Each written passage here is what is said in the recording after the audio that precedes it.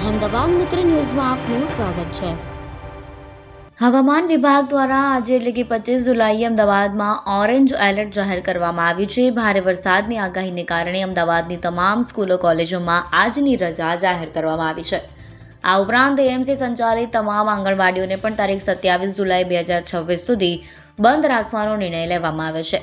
આ સાથે રાજ્યમાં સુરેન્દ્રનગર, મહેસાણા, ગાંધીનગર, સાબરકાંઠા, અરવલ્લી, મહીસાગર અને ખેડામાં રેડ એલર્ટ જાહેર કરવામાં આવ્યું છે, જ્યારે 15 જિલ્લામાં ઓરેન્જ અને 15 જિલ્લામાં યલો એલર્ટ આપવામાં આવ્યું છે।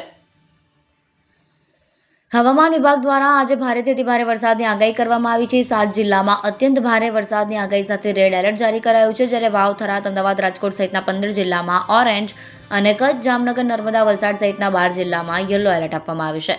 અમદાવાદ રાજકોટ નેશનલ હાઈવે પર બાવળા પાસે ભારે વરસાદના કારણે ગંભીર સ્થિતિ સર્જાતા બગોદરાથી સનાથલ સુધીનો માર્ગ સંપૂર્ણ બંધ કરી દેવામાં આવ્યો છે। બાવળાના ગેલોસ પાર્ક પાસે પૂરના પાણીમાં ફસાયેલ 900 જેટલા લોકોને બચાવવા માટે પોલીસ અને એસડીઆરએફની ટીમ દ્વારા યુદ્ધ ધોરણે રેસ્ક્યુ ઓપરેશન હાથ ધરવામાં આવ્યું હતું। હાઈવે બંધ થતાં વાહન વ્યવહાર ઠપ થઈ ગયો, જેથી તંત્ર દ્વારા અમદાવાદ રાજકોટ વચ્ચે મુસાફરી કરતા વાહનો માટે બગોદરાથી વેજળકા થઈને ધોલેરા એક્સપ્રેસ હાઈવે પર ડાયવર્ઝન આપવામાં આવ્યું। અમદાવાદ રાજકોટ હાઈવે પર ચાંગોદર અને બાવળા પાસે ભારે વરસાદી પાણી ભરાઈ જતા સનાથલથી બગોદરા સુધીનો બંને તરફનો રસ્તો બંધ કરી દેવાયો। 12 કલાક વીત્યા બાદ પણ પાણી ન ઓસરતા ગ્રામ્ય પોલીસે સુરક્ષાના ભાગરૂપે લોકોને સૌરાષ્ટ્ર તરફ આવવા જવા માટે નવા ધોલેરા એક્સપ્રેસ વે થઈને વેજલકા બગોદરા માર્ગનો ઉપયોગ કરવા અપીલ કરી। આ સાથે જ કામ વગર ઘરની બહાર નીકળવા નહીં પણ સૂચના આપવામાં આવી।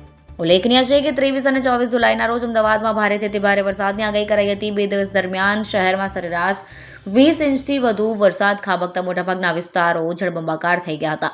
સોસાયટીના બેઝમેન્ટથી લઈને બંગલાઓ સુધી પાણી ભરાઈ જતા લોકો લાચાર જોવા મળ્યા હતા। કર્ણાવતી ક્લબ પાછળની સોસાયટીમાં તો ફસાયેલા લોકોને રેસ્ક્યુ કરવા માટે આર્મી ઉતરવાની ફરજ પડી હતી। મુખ્યમંત્રી ખુદ પણ ગાંધીનગરથી અમદાવાદ દોડી આવ્યા હતા અને બોપલ આંબલીના સરસ વિસ્તારોની મુલાકાત લીધી હતી। ઘરોમાં પાણી ભરાઈ જવાના કારણે લોકોની ઘરવખરી અને વાહનોને લાખો રૂપિયાનું નુકસાન થયું, તો બીજી તરફ ગોમતીપુરમાં સિલ્વર મિલ પાસેથી એક વ્યક્તિનો મૃતદેહ મળી આવ્યો।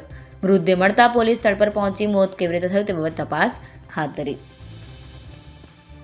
અહેમદાબાદ મિત્ર ન્યૂઝની યુટ્યુબ ચેનલને સબસ્ક્રાઇબ કરો અને બેલ આઇકોન જરૂરથી દબાવો, જેથી દરેક મહત્વના વિડીયોની નોટિફિકેશન તમને મળતી રહે।